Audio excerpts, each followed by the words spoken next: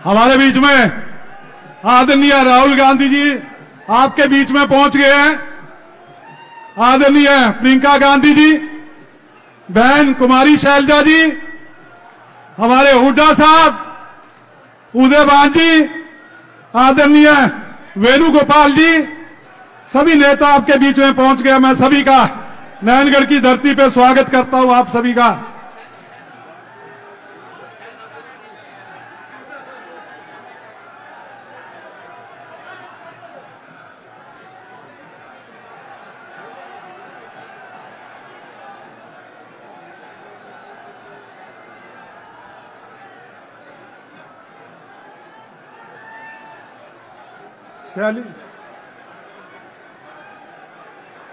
शैली नहीं है, लाओ मैं सम्मानित करूंगा।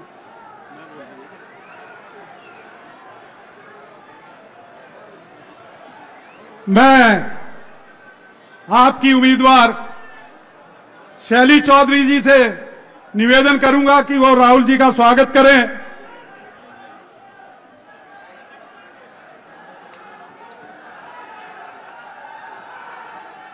आप बोलो, मैं कर दूं।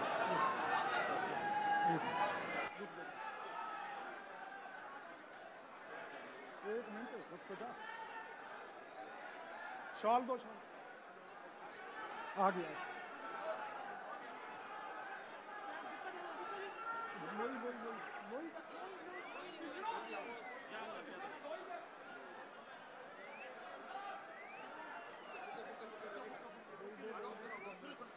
मैं शैली जी से कहूंगा कि वो राहुल गांधी जी का स्वागत करें।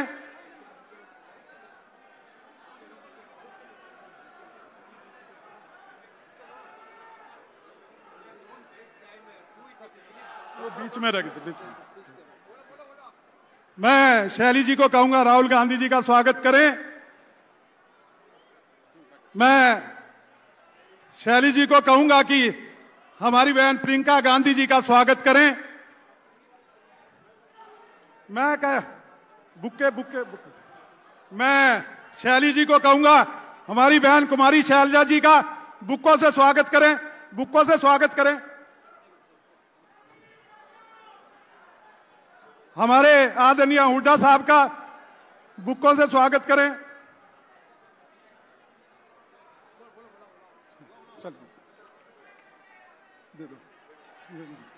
मैं अब शैली जी से निवेदन करूंगा कि वो आके आपका स्वागत भाषण दें।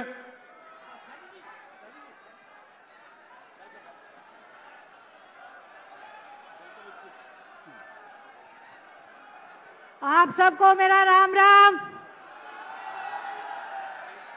यहाँ पे पहुंचे हुए हमारे जन जन के नेता आदरणीय राहुल गांधी जी, हमारी नेता प्रियंका गांधी जी,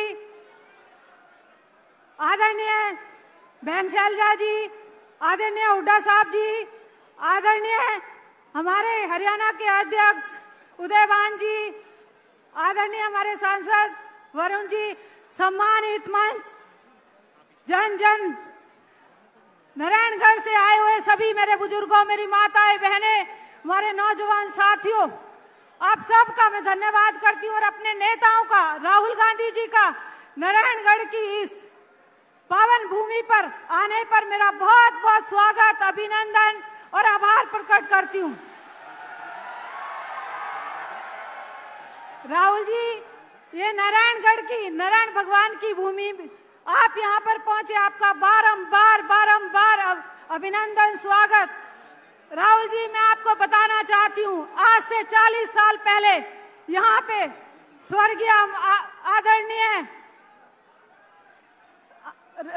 राजीव गांधी जी यहाँ पहुंचे थे नारायणगढ़, और 40 साल के बाद आज ये भाई बहन की गांधी परिवार की जोड़ी आई है, तो मैं आज आप इसको बहुत शुभ दिन समझती हूँ। नारायणगढ़ के लिए बहुत अच्छा दिन है। राहुल जी, आप जन जन की आवाज उठा रहे, गरीब की, मजदूर की, किसान की। आप लड़ाई लड़ रहे, आपने इतनी लंबी यात्रा की। आज इसी वजह जैसे देश के अंदर, प्रदेश के अंदर कांग्रेस की लहर है और लोगों को आपसे उम्मीद है, आप ही लोगों का भला कर सकते हैं। दो बातें मैं और कहना चाहूंगी राहुल जी से। राहुल जी, आज हमारा किसान बहुत परेशान है, आप जानते हैं। धरने पे हमारे यहाँ पे कोई रोजगार के साधन नहीं है, ज्यादा खेती बाड़ी करते हैं लोग। तो यहाँ पे एक मिल है, हमारे नेता समझते हैं कि यहाँ पे एक शुगर मिल है, उसके अंदर 10 साल से धरना चल रहा है। मैं आपसे अनुरोध करूंगी और मेरी विनती है कि हमारे किसानों की इस बात को समझे और इस मिल का कोई उद्धार करे। हमारे नौजवान यहाँ पर बेरोजगार है।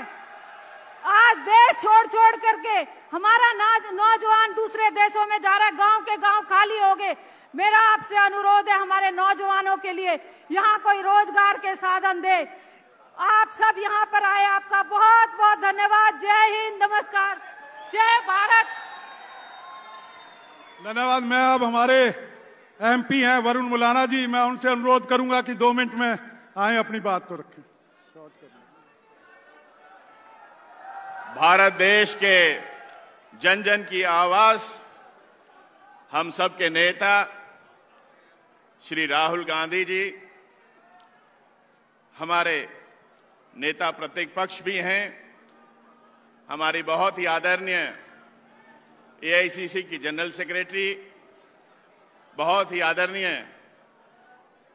मैडम प्रियंका गांधी जी, हमारे बहुत ही आदरणीय हरियाणा प्रदेश के पूर्व मुख्यमंत्री एवं नेता प्रतिपक्ष आदरणीय चौधरी भूपेंद्र सिंह हुड्डा जी, हमारे बहुत ही आदरणीय श्री केसी वेणुगोपाल जी, आदरणीय हरियाणा प्रदेश कांग्रेस कमेटी के अध्यक्ष श्री उदय भान जी, हमारे आदरणीय बहन कुमारी शैलजा जी, हमारी सांसद भी हैं, पूर्व प्रदेश अध्यक्ष भी हैं, सभी आदरणीय मंच, मैं आप सबके माध्यम से और अपनी ओर से अंबाला लोकसभा की नारायणगढ़ विधानसभा के अंदर हमारे जो नेता पधारे हैं उनका हृदय की गहराइयों से धन्यवाद करता हूं और सिर्फ ये कहता हूं कि अब मौका है आने वाली 5 तारीख को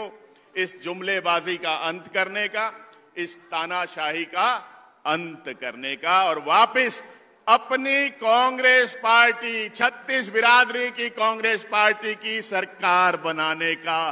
5 तारीख आप ही के हाथ का निशान है, किसी और के हाथ का निशान नहीं।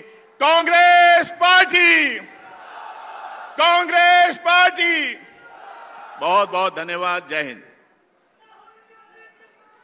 मैं अब निवेदन करूंगा हमारे बीच में हमारी बहन कुमारी शैलजा जी से, जो हमारे यहां से लगातार 2 बार एमपी भी रही हैं, केंद्र में वजीर भी रही हैं, अब लोकसभा में सिरसा से एमपी है, आदरणीय कुमारी शैलजा जी।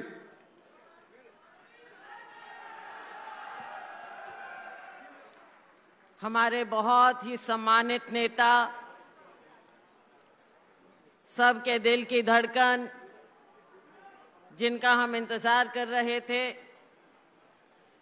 राहुल गांधी जी, हमारी बहुत ही सम्मानित नेता, हमारी बहन प्रियंका गांधी जी, हमारे general secretary organisation Shri Venugopal ji, हमारे पीसीसी अध्यक्ष श्री उदय भान जी, हमारे नेता प्रतिपक्ष विधानसभा में पूर्व मुख्यमंत्री सीएलपी लीडर श्री भूपेंद्र हुड्डा जी, यहाँ से हमारे सांसद वरुण चौधरी जी, यहाँ से हमारी विधायक छोटी बहन शैली चौधरी जी, हमारे कार्यकारी अध्यक्ष रामकिशन जी गुर्जर और मंचासीन हमारे सभी सम्मानित कांग्रेस के नेतागण, हमारे साथीगण, यहाँ पर इतने उत्साहित बैठे हमारे बहुत ऊर्जावान नौजवान साथियों, मेरे सम्मानित बुजुर्गों, मेरी बहनों, मीडिया के हमारे साथीगण, साथियों, मैं आप सब की ओर से, अपनी ओर से, अपने नेता राहुल गांधी जी का बहुत बहुत स्वागत करती हूँ। हमारी नेता प्रियंका गांधी जी का दिल की गहराइयों से स्वागत करती हूँ और इनका धन्यवाद करती हूँ कि आपने जो आज यहाँ आकर, वैसे तो जब यात्रा निकाली राहुल जी ने और हमारे उत्तरी हरियाणा से निकले, आपने असली जान तो कांग्रेस में तब फूंक दी थी। और ये सभी लोग रात रात को वहां पर बैठकर सुबह 5 बजे से आपका इंतजार कर रहे थे। राहुल जी, 2 घंटे का केवल आपका वहां से यात्रा से गुजरना था, लेकिन आप एक जान डाल गए थे पूरे हरियाणा में। और आज उसका नतीजा हम देख रहे हैं, जो हरियाणा में एक ये लहर है, और आज आपके और प्रियंका जी के आने से ये और ज्यादा तेज हो गई। इसके लिए आपका धन्यवाद। ज्यादा कुछ ना कहते हुए, भाजपा के दिन लद गए हैं।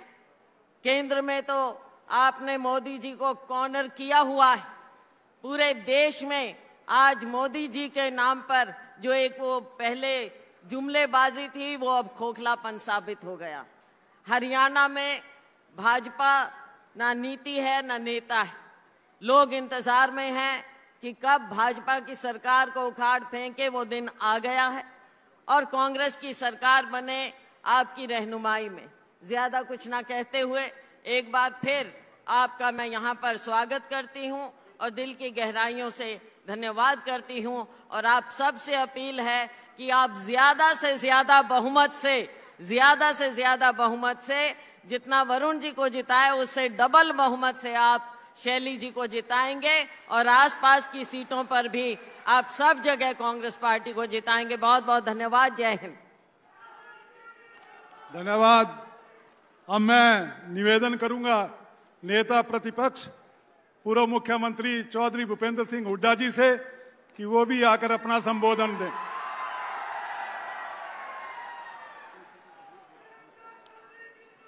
हमारे सबके नेता, पूरे देश के नेता श्री राहुल गांधी जी और आए यहाँ हरियाणा में आए श्रीमती प्रियंका गांधी जी, हमारे पीसीसी के अध्यक्ष उदयवान जी, वेणुगोपाल जी, यहाँ से पूर्व सांसद व अब सिरसा से सांसद हमारी बहन शैलजा जी, और यहाँ से सांसद वरुण मलाना जी, यहाँ से विधायक शैली जी, और वर्किंग प्रेसिडेंट कांग्रेस के हरियाणा के रामकिशन जी जो संचालन करे, उपस्थित मेरे बुजुर्गों, नौजवान साथियों व सम्मानित मंच, मातृशक्ति। देखिए, बात तो राहुल जी अपने भाषण में सारी बात बताएंगे। मैं तो एक ही बात कहना चाहता हूं कि जब राहुल जी ने यहाँ हाथ से हाथ जोड़ो यात्रा करी, देश जोड़ो यात्रा करी, और उसके बाद और यात्राएं चली, उसके बाद हरियाणा में पूरी ऊर्जा हुई। चुनाव आज हरियाणा में, छोटा सा प्रदेश है, लेकिन सारा देश टकटकी लगा के देख रहा है इधर हरियाणा के चुनाव की तरफ कि हरियाणा के लोग क्या फैसला लेते हैं। क्यों हरियाणा के जो लोग फैसला लेते हैं, दिल्ली में भी वही फैसला होता है। तो आज समय है आया कि आज हर जगह हम बदले। एक ही बात कह के अपना स्थान लूंगा, पूरे हरियाणा में एक ही आवाज है, कांग्रेस आ रही है, भाजपा जा रही है। 36 बिरादरी ने मन बना लिया है कि हरियाणा में अब की बार कांग्रेस सरकार, और राहुल गांधी जी के हाथ मजबूत करेंगे हरियाणा। मैं विश्वास दिला सकता हूं राहुल जी को कि हवा कांग्रेस के पक्ष में है। हरियाणा में कांग्रेस की सरकार बनने जा रही है आपके नेतृत्व में, और ये आवाज पूरे देश में उठ के जाएगी। इन्हीं शब्दों के साथ बहुत बहुत धन्यवाद। जय हिंद। धन्यवाद। अब मैं निवेदन करूंगा कि हमारे बीच में हमारी महासचिव, पार्टी के आईसीसी की महासचिव, हमारी नेता प्रियंका जी आए हैं।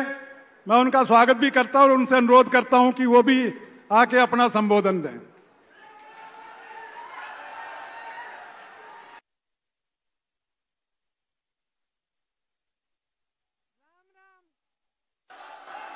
भाई और बहनों, आप सबको मेरा राम राम।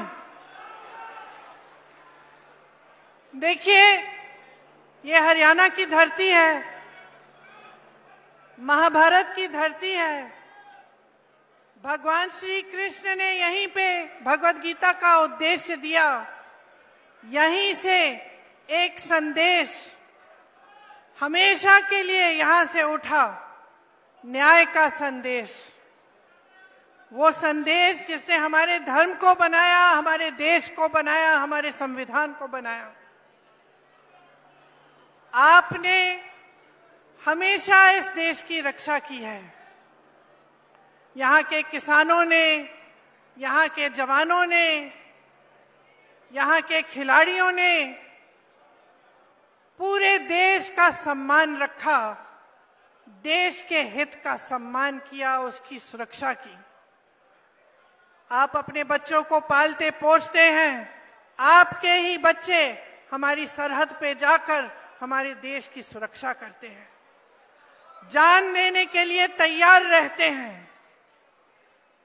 हर पल हरियाणा के प्रदेश के बच्चों ने, आपके बच्चों ने, यहाँ की बहनों ने, यहाँ के बुजुर्गों ने पूरे देश का सम्मान सुरक्षित रखा है। 10 सालों से आपके प्रदेश में भाजपा की सरकार रही है और आपको इस सम्मान की सुरक्षा करने के बदले में इन्होंने क्या दिया? आपको अपमानित किया और आपका निरादर किया। हर स्तर पर आपका निरादर किया। यहाँ का किसान इस पूरे देश का अन्नदाता है। आपने आंदोलन किया, 3 काले कानून लाए, आपने आंदोलन किया, आप खड़े रहे, डटे रहे। आपको क्या मिला? आंसू गैस मिली, लाठियां मिली, सुनवाई नहीं मिली। आपको कहा गया था कि एमएसपी मिलेगी। आज भी जो एमएसपी है 24 आपके जो उपज है उन पे दे रहे हैं, इनमें से तो 10 आप उगाते ही नहीं है। यहाँ आपके साथ विश्वासघात हुआ हर स्तर पर। नौजवानों के साथ देखिए, यहाँ पे इतनी बेरोजगारी है कि मुझे बताने की जरूरत नहीं है। आप हाथ उठा के बताइए कितनों को रोजगार मिला है इस सरकार से। एक हाथ नहीं उठेगा, सब मना कर रहे हैं। यहाँ के नौजवान कर्मठ हैं। हम दिल्ली के बड़े शहर में देखते हैं, दिल्ली में, मुंबई में, अलग अलग शहरों में यहाँ से पलायन करके जाते हैं। रोजगार वहां मिलता है तो हम खुद देखते हैं। जब भी मैं मिलती हूँ कोई हरियाणा का युवा है, मुझे मालूम होता है ये कर्मठ बच्चा है, मेहनती बच्चा है, इसका आत्मसम्मान है। लेकिन हरियाणा के अपने प्रदेश में जो 10 सालों से सरकार चल रही है, उसने इसका भी सम्मान नहीं किया। नौजवानों के लिए क्या मिला? बेरोजगारी मिली, अग्निवीर जैसी स्कीमें मिली, जिससे आपको बताया गया कि आप सरहद पे भी जाएंगे, शहीद होने को तैयार होंगे, तब भी आपको कुछ नहीं मिलेगा। 4 साल बाद वापस आइए और फिर से बेरोजगारी का आप संघर्ष करिए। पहलवानों को देखिए, हमारे खिलाड़ी हैं, इनके साथ क्या किया गया? हमारा सम्मान रखते हैं, पूरा देश देखता है, ओलंपिक्स में जाते हैं, हिम्मत करते हैं, इतनी मेहनत करते हैं। मैं जानती हूं कि गांव गांव का बच्चा हरियाणा में मेहनत करके आगे बढ़ता है स्पोर्ट्स में। और उनके साथ क्या किया गया? उनको सड़क पे बिठाया गया, आंदोलन करते रहे। प्रधानमंत्री जी के पास 5 मिनट का समय नहीं था कि वो मिलने भी चले जाएं, कि पूछ लें कि क्या बात है, किस तरह से हम आपकी मदद कर सकते हैं। और फिर आप सब ने खुद ही देखा कि ओलंपिक्स में अभी हाल में क्या हुआ। आप लड़ने वाले लोग हो, अपना आत्मसम्मान है। आज किस चीज से लड़ रहे हो? महंगाई से लड़ रहे हो, महंगाई से लड़ रहे हो, संघर्ष कर रहे हो। सरकार कुछ नहीं कर रही है आपके लिए। जहां देखो स्कैम पे स्कैम, स्कैम पे स्कैम। नौजवान पढ़ते लिखते हैं किस लिए? पेपर लीक होता है, एक भी भर्ती नहीं होती है, तमाम जो सरकारी नौकरियां हैं सब खाली पड़ी रहती हैं। तो आपके सामने आपका भविष्य क्या है? आज आत्मसम्मान से जीना है, न्याय चाहिए, तो इस सरकार को फेंक निकालो, हटा दो इस सरकार को। कुछ नहीं मिला है आपको इस सरकार से, सिर्फ बड़ी बड़ी बातें। और मुझे ताज्जुब होता है कि बड़े से बड़े प्रधानमंत्री भी यहां आते हैं, वही पुरानी बातें कह रहे हैं जो 10 साल पहले कही। आज वादे कर रहे हैं कि वो ये करेंगे, वो करेंगे, एमएसपी करेंगे, रोजगार दिलवाएंगे। अरे 10 सालों में क्यों नहीं किया? 10 सालों में किसानों की सुनवाई क्यों नहीं हुई? नौजवानों की सुनवाई क्यों नहीं हुई? जवानों की, पहलवानों की सुनवाई क्यों नहीं हुई? महिलाओं की सुनवाई क्यों नहीं की? जो महंगाई के सामने तड़प रहे हैं, जूझ रहे हैं महंगाई से, एक छोटी सी चीज खरीद नहीं पाते। त्योहार आते हैं, घबराहट होती है, घर में कोई बीमार पड़ता है, घबराहट होती है, फीस भरनी पड़ती है, घबराहट होती है। और ये लोग वही घिसी पिटी बातें जो 10 सालों पहले इन्होंने आपसे की थी, वही बार बार दोहराते रहते हैं। कोई नई स्कीम इन्होंने निकाली आपके लिए? एक स्कीम निकाली, ये जो परिवार वाला आईडी कार्ड है, ये है इनकी नई स्कीम। परिवार पहचान पत्र कहते हैं, ये परिवार परेशान पत्र बन गया है। इसके लिए भी आपको परेशानियां ही झेलनी पड़ रही हैं। इसके अलावा कुछ नया नहीं लाए हैं। आपको मजबूत करने के लिए, आपके भविष्य को उज्जवल करने के लिए, आपको सम्मान देने के लिए कुछ नहीं लाए हैं।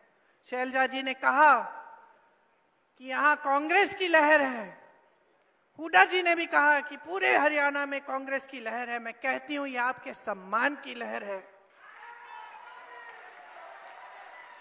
ये आपके सम्मान की लहर है।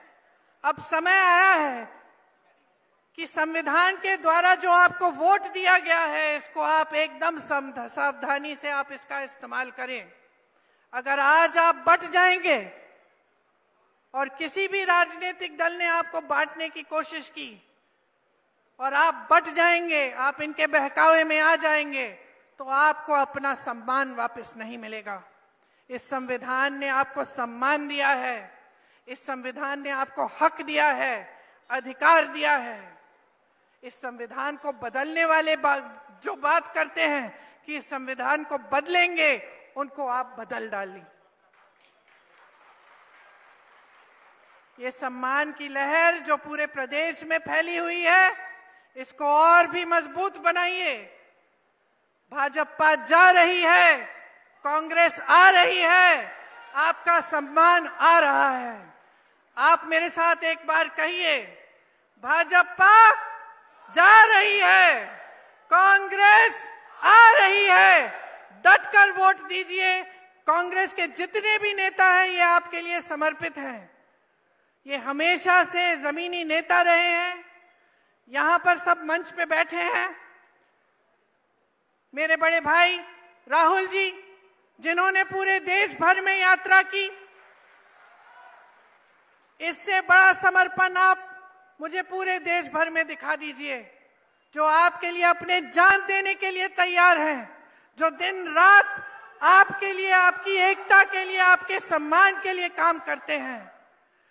हुड्डा जी बैठे हैं, शैलजा जी बैठी हैं, तमाम हमारे कार्यकर्ता, हमारे कांग्रेस के पदाधिकारी बैठे हैं।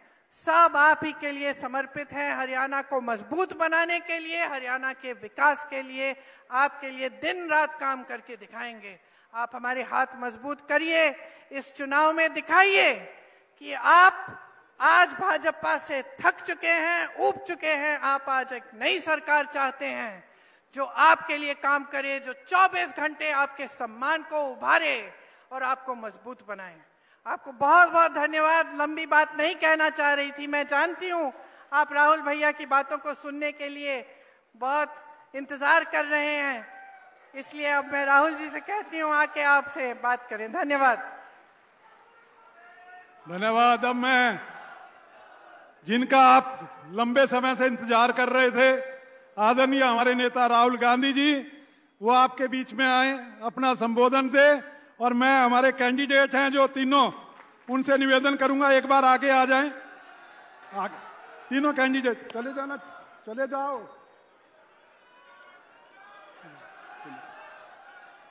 कांग्रेस पार्टी, राहुल गांधी।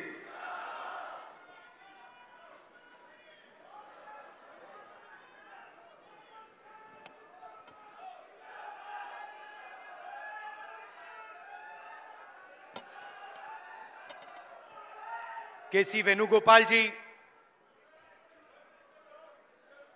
प्रियंका जी,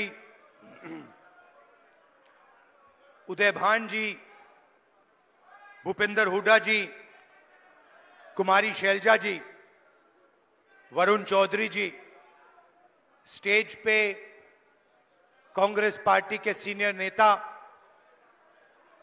हमारे प्यारे कार्यकर्ता बब्बर शेर, टाइगर, भाइयों और बहनों, आप सबका यहां बहुत बहुत स्वागत।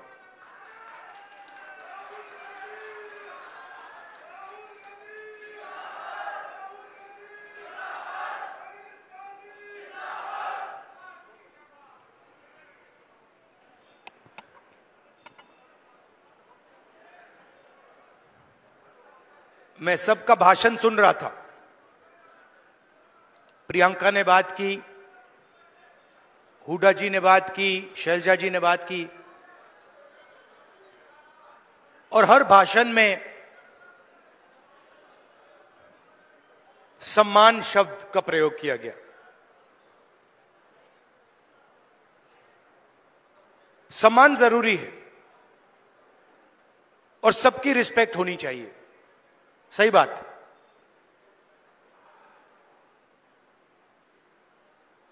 मगर उतनी ही जरूरी बात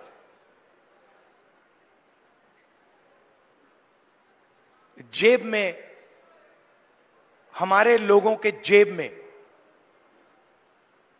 कितना पैसा जा रहा है और जेब में से कितना पैसा खींचा जा रहा है। आपके पास सामान हो, मोदी जी आपकी 24 घंटा रिस्पेक्ट करें, मगर 24 घंटा आपके जेब में से पैसा निकलता जाए और आपके जेब में पैसा ना आए तो सामान हो सकता है मगर भूखे मर जाएंगे।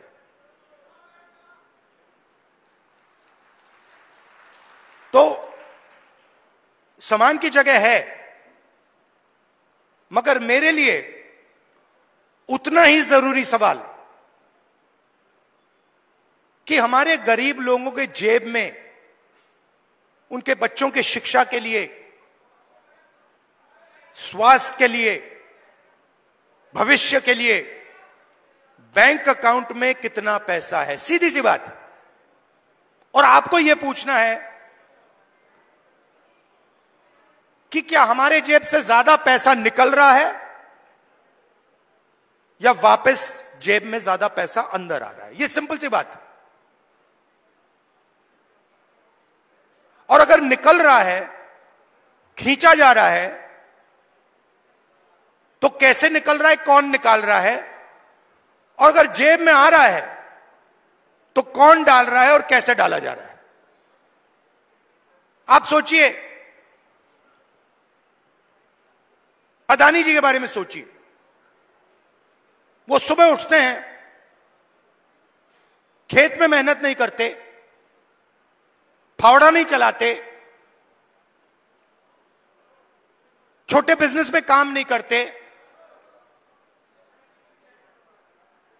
अच्छा खाना खाते हैं, सबसे बड़े महलों में रहते हैं और हर सुबह 24 घंटा उनके बैंक अकाउंट में धड़ाधड़ धड़ाधड़ धड़ाधड़ धड़ाधड़ पैसा आता है, नॉन स्टॉप।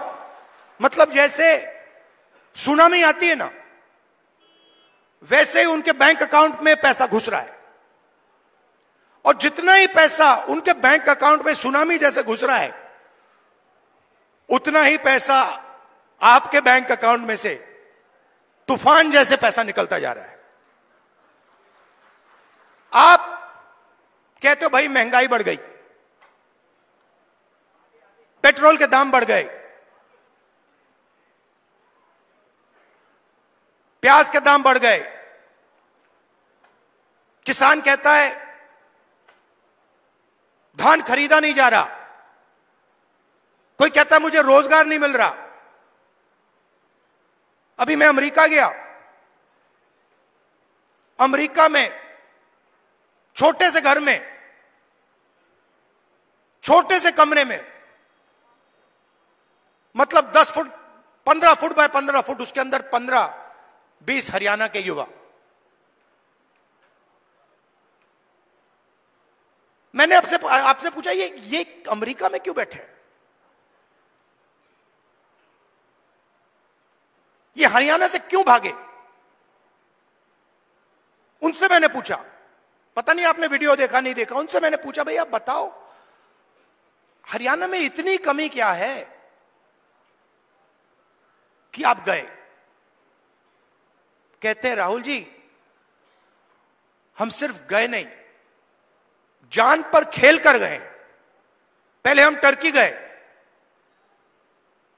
टर्की के बाद हम कजाकिस्तान गए, कजाकिस्तान के बाद हम कोलंबिया गए, कोलंबिया के बाद सूरीनाम, सूरीनाम के बाद पैनामा।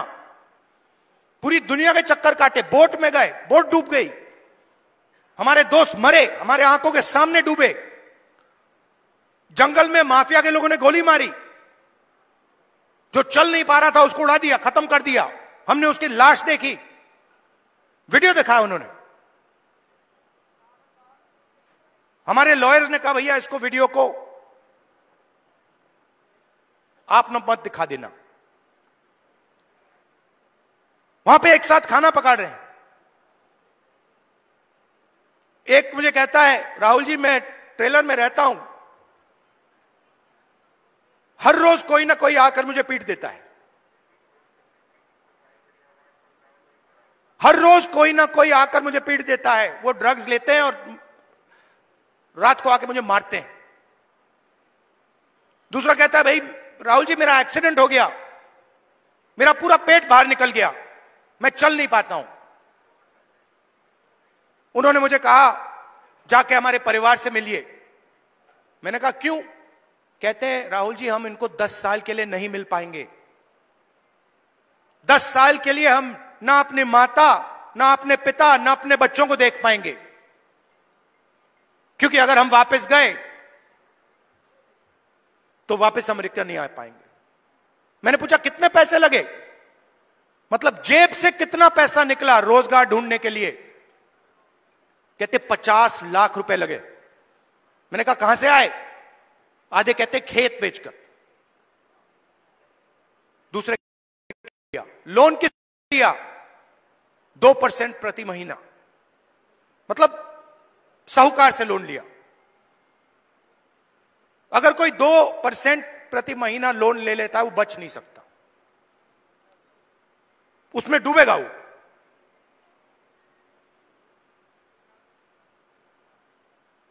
$50 लाख रुपए उनके जेब में से छीने गए क्योंकि हरियाणा उनको रोजगार नहीं दे सकता है।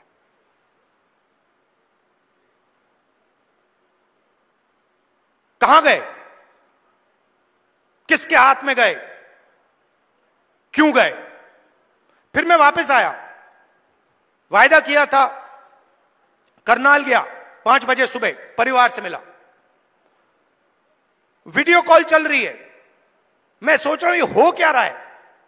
एक तरफ अमेरिका में डैलस में 20-25 युवा, हिंदुस्तान का फ्यूचर वहां बैठा हुआ है, इस तरफ माताएं, बहनें, बेटे, हम बातचीत कर रहे हैं।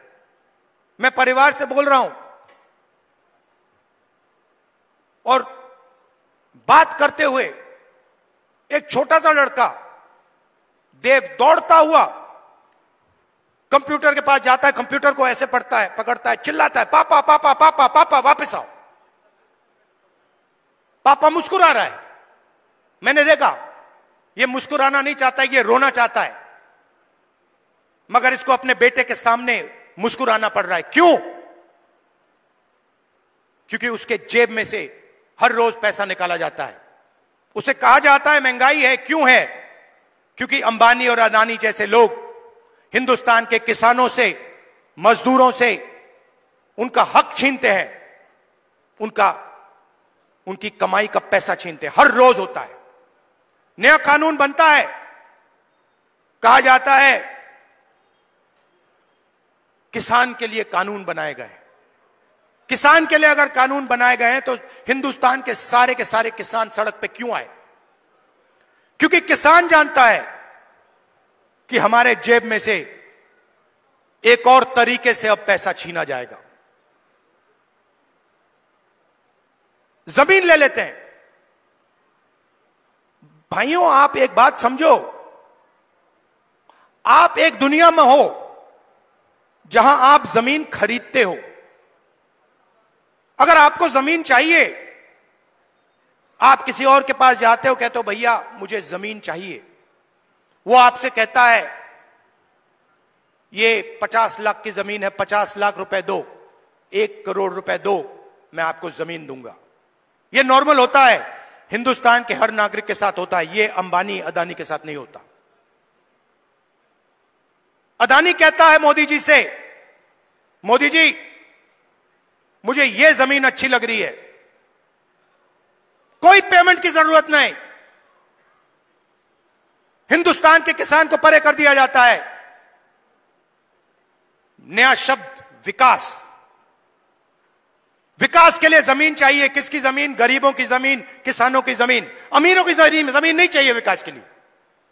मतलब अदानी जी से 1 एकड़ कभी नहीं लिया गया विकास के लिए। अंबानी से 1 एकड़ नहीं लिया गया विकास के लिए। हिंदुस्तान के किसानों से रोज विकास के लिए जमीन ली जाएगी। खेत खत्म हो गए,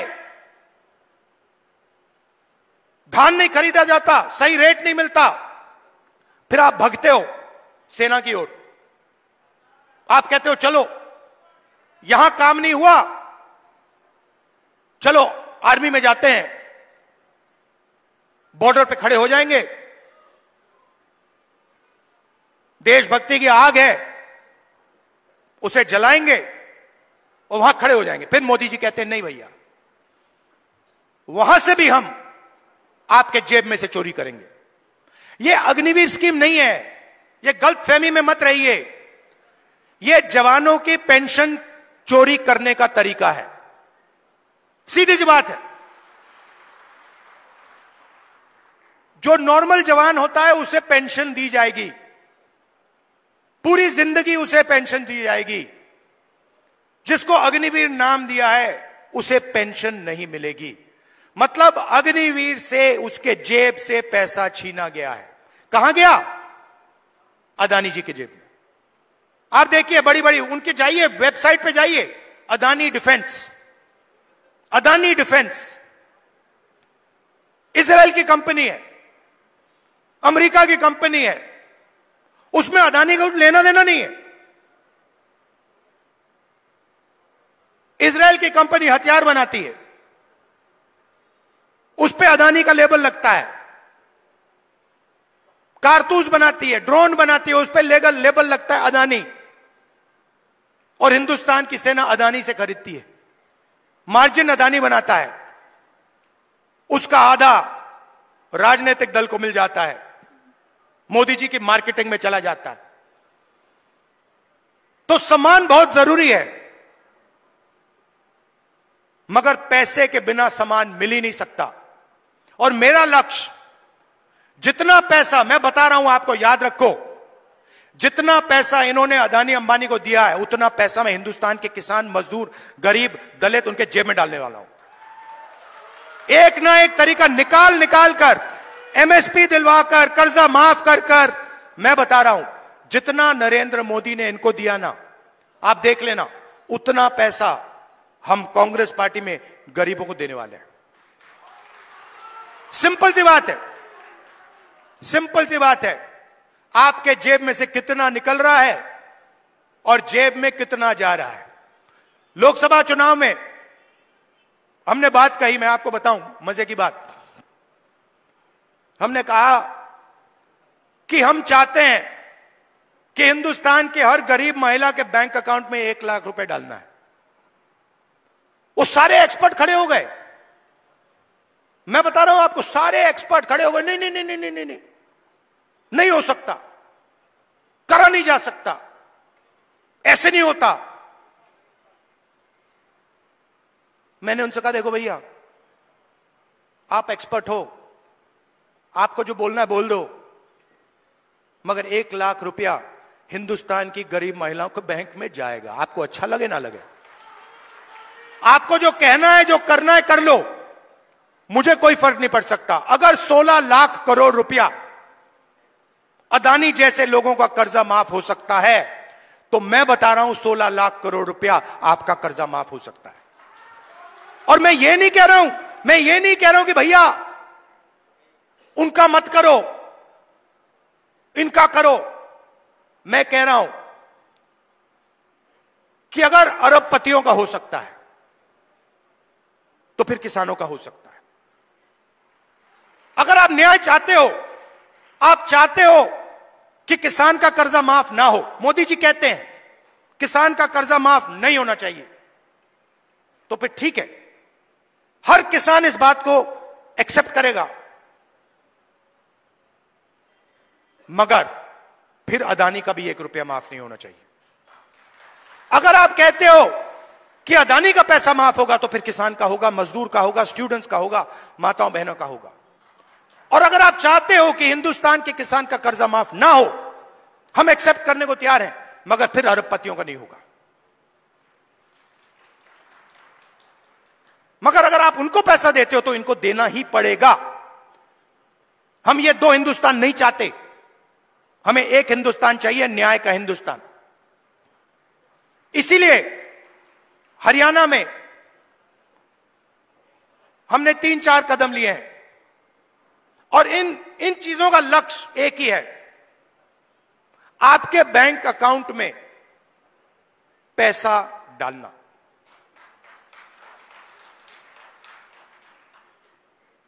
सबसे पहले महिला शक्ति योजना, 2000 रुपए हर महीने महिलाओं के बैंक अकाउंट में।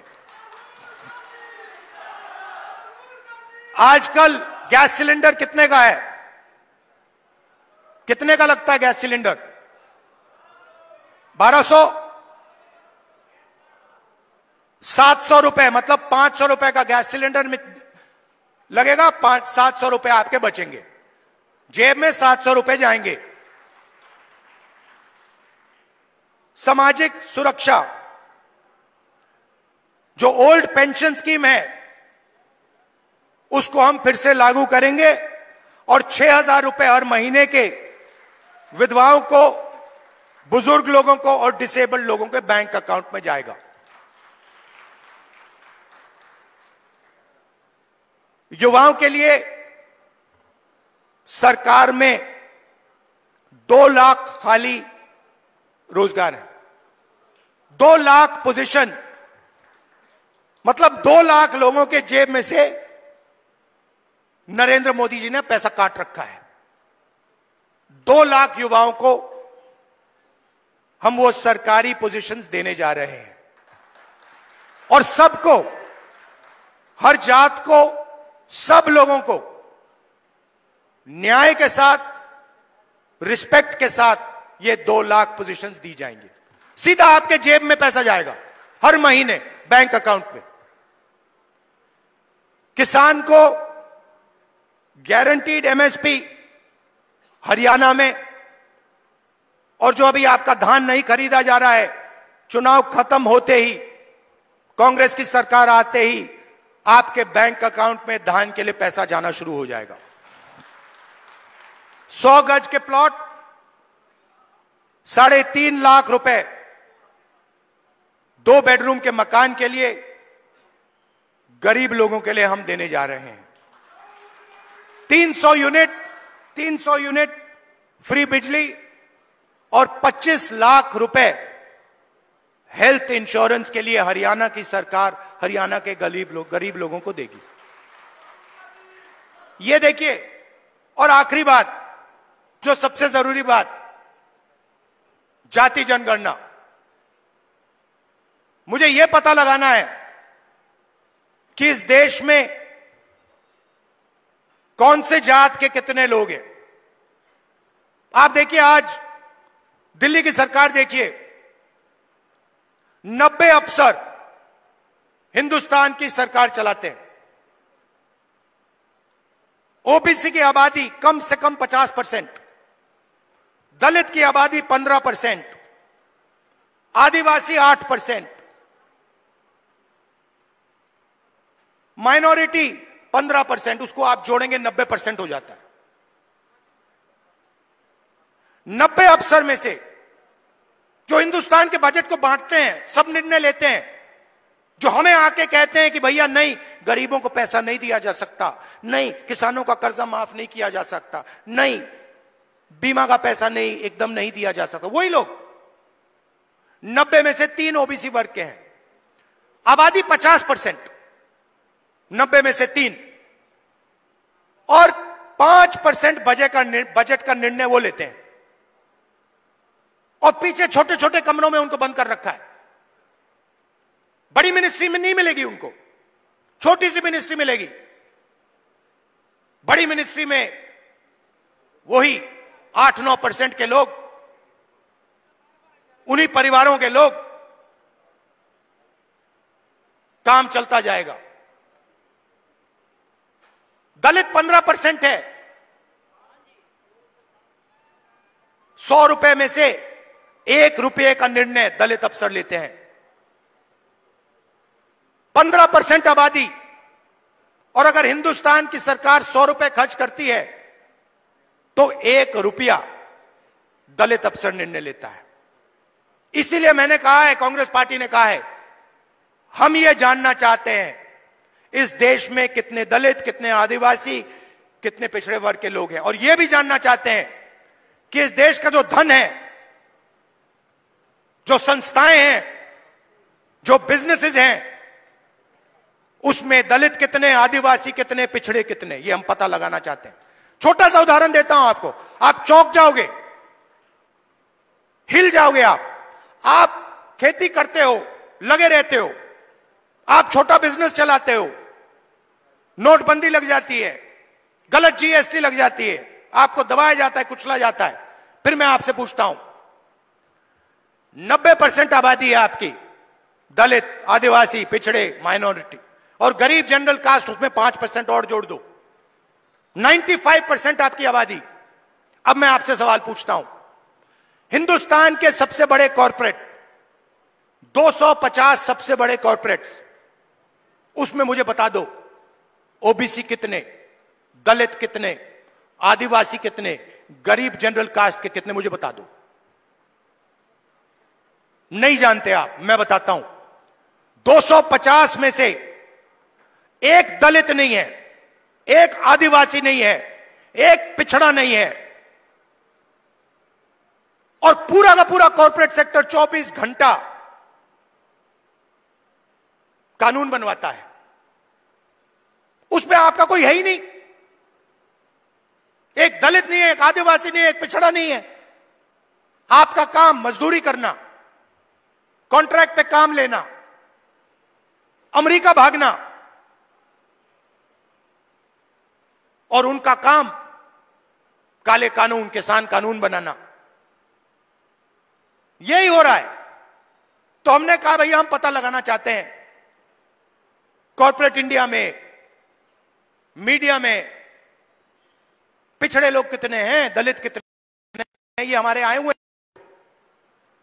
आप देखो, कर्ज की लिस्ट निकालो, इन्फ्लुएंसर्स की लिस्ट निकालो, बड़े बड़े मीडिया के जो ओनर्स हैं उनकी लिस्ट निकालो, उसमें आपको 1 पिछड़ा नहीं मिलेगा, 1 दलित नहीं मिलेगा, 1 आदिवासी नहीं मिलेगा। मतलब 90% हिंदुस्तान है ही नहीं। गेम में ही नहीं है। यह सच्चाई है। और हरियाणा की सरकार पहला कदम है। हरियाणा की सरकार आएगी, यहां पे बदलाव आएगा। मगर फिर दिल्ली में जब सरकार आएगी, मैं आपको बता रहा हूं, मुझे कुछ लेना देना नहीं है। मैंने अपने माइंड में एक बात रख ली है। आपने कहा इज्जत बहुत जरूरी है, उस बात को मैं एक्सेप्ट करता हूं। मगर मैं चाहता हूं, मेरे लिए एक ही चीज जरूरी है, गरीब लोगों के जेब में कितना पैसा जा रहा है और जेब में से कितना पैसा निकल रहा है। ये मेरा इक्वेशन है और इसको मैं छोड़ने वाला नहीं हूं। जहां भी मुझे मौका मिला ना, जहां भी मुझे मौका मिला, जो इस देश को चलाते हैं, किसान, मजदूर, गरीब लोग हाथों से चलाते हैं, खून पसीना देकर चलाते हैं, जहां भी मुझे दिखाओ उनके बैंक अकाउंट में पैसा डालूंगा।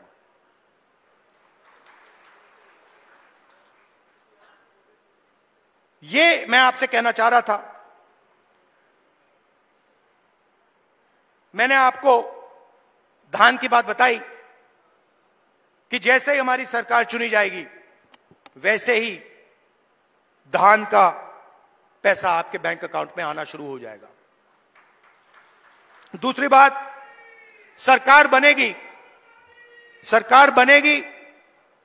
तो 36 बरादरियों की सरकार बनेगी, सबकी सरकार बनेगी, न्याय की सरकार बनेगी और भागीदारी सबको दी जाएगी। और आखिरी बात, ये जो बीच में इंडिपेंडेंट पार्टी आ रखी हैं, छोटी छोटी पार्टियां हैं, ये सब बीजेपी की पार्टीज हैं। इनका रिमोट कंट्रोल इनके हाथ में है। लड़ाई बीजेपी और कांग्रेस के बीच में है, विचारधारा की लड़ाई है। एक तरफ न्याय, दूसरी तरफ अन्याय। एक तरफ किसानों का हित, गरीबों का हित, मजदूरों का हित, और दूसरी तरफ अदानी जी और अंबानी जी जैसे लोगों का फायदा। यह मोदी जी की सरकार नहीं है, यह अदानी जी की सरकार है। यह बात याद रखिए। और हरियाणा में अदानी जी जैसे लोगों की सरकार नहीं चाहिए। किसानों की, मजदूरों की, गरीबों की सरकार चाहिए। जब भी आपको मेरी जरूरत हो, पार्लियामेंट में भाषण करवाना हो, कोई मुद्दा हो आपका, सरकार पर प्रेशर डलवाना हो, यहां हरियाणा में आके आपसे बात करनी हो, आपको सिर्फ ऑर्डर देना है। आपको कहना है राहुल इधर आओ, मैं हाजिर हो जाऊंगा। आप सबका दिल से बहुत बहुत धन्यवाद। नमस्कार, जय हिंद। और कांग्रेस के कार्यकर्ता, नॉर्मली क्या होता है, आमतौर से क्या होता है, बब्बर शेर अकेले दिखते हैं। जंगल में एक बब्बर शेर दिखता है, एक शेर दिखता है। यहां पे हजारों हमारे शेर आए हुए हैं। एक साथ बाहर जाकर निकलो, बीजेपी को यहां पे हराओ। धन्यवाद, जय हिंद, नमस्कार। धन्यवाद। मैं हमारे पीसीसी के पार्टी अध्यक्ष हैं उदयभान जी, मैं उनसे निवेदन करूंगा कि वो भी आके धन्यवाद करें। हेलो, लोकसभा में प्रतिपक्ष के नेता, कांग्रेस के पूर्व राष्ट्रीय अध्यक्ष आदरणीय श्री राहुल गांधी जी, हमारे बीच में उपस्थित आदरणीय बहन प्रियंका गांधी जी, हमारे बीच में उपस्थित आदरणीय श्री केसी वेणुगोपाल जी, हरियाणा के पूर्व मुख्यमंत्री, लोकप्रिय नेता आदरणीय चौधरी भूपेंद्र सिंह हुड्डा जी, हमारी बहन कुमारी शैलजा जी, वर्किंग प्रेसिडेंट आदरणीय भाई रामकिशन जी, यहां से आपकी विधायिका और वर्तमान में चुनाव लड़ रही बहन शैली जी, प्रदीप चौधरी जी, और मंच पर बैठे हुए मेरे अन्य सभी नेतागण, आदरणीय राहुल गांधी जी का मैं हरियाणा प्रदेश कांग्रेस कमेटी की तरफ से हार्दिक स्वागत करता हूं, अभिनंदन करता हूं और बहुत बहुत धन्यवाद करता हूं कि उन्होंने जो बेहतरीन ढंग से जिस तरह से भाजपा की नीतियों को बेपर्दा करने का, उनका पर्दाफाश करने का काम किया है। मैं ये नम्र निवेदन करता हूं, अपील करता हूं, इस भाजपा के 10 साल के कुशासन को उखाड़ फेंकने के लिए आप सब एक हो जाएं। बहुत बहुत धन्यवाद।